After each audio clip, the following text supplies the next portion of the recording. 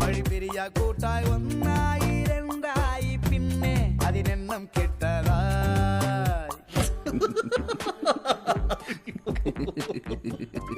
ഒരു ഗന്ധർവലോകത്തെന്നോണം. ഇനി നിന്റെ മുന്നിൽ മനോഹരമായ ഒരു ജീവിതമായിരിക്കും.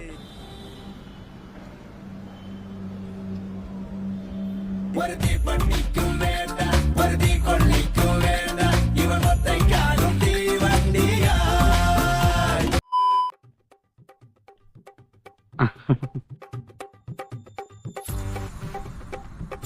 പുതിയ അഡ്മിറ്റ് ആണല്ലേ?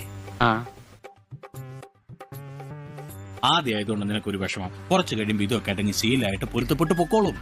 ഞങ്ങളൊക്കെ കുറച്ചാളായിട്ട് ഇവിടുത്തുകാരാ. കൃഷ്ണൻകുട്ടി,